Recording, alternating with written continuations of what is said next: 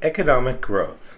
Unlike a short-run increase in real GDP caused by an increase in AD, or short-run aggregate supply, we'll see that economic growth pushes the production possibility curve outward and shifts the long-run aggregate supply to the right. Because economic growth is a long-run concept, we often refer to it as long-run economic growth for clarity. Many economists have argued that long-run economic growth, why it happens, and how to achieve it, is the single most issue in macroeconomics. Reason number one for economic growth: increase in resources supplies. Although resources supplies are fixed at any specific moment, they change over time.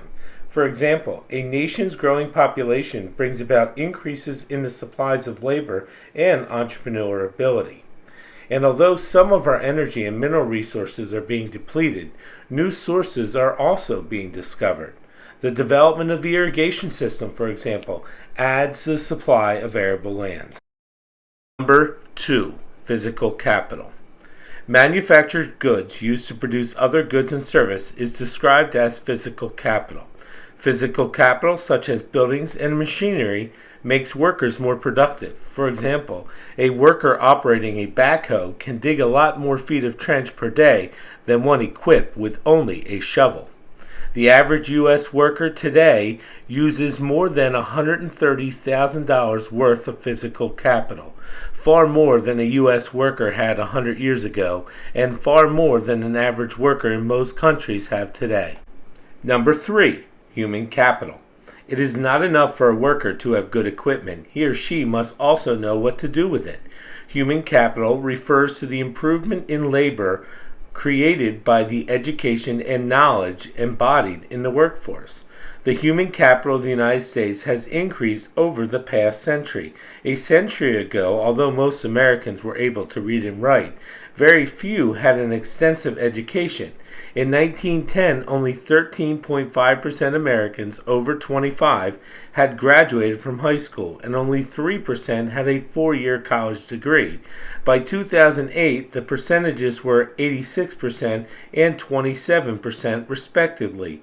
It would be impossible to run today's economy with a population as poorly educated as that of a century ago.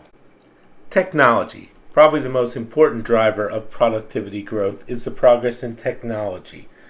Workers today are able to produce more than those in the past, even with the same amount of physical and human capital, because technology has advanced over time.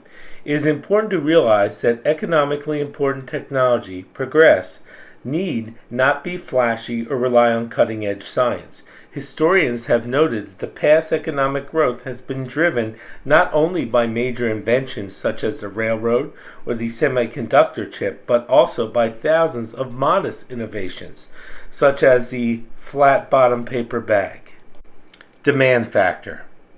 Thinking about demanding, there's Tammy. Isn't she beautiful? To achieve the higher production potential created, households, businesses, and government must purchase the economy's expanding output of goods and services. When that occurs, there will be no increases in inventory and resources will remain fully employed.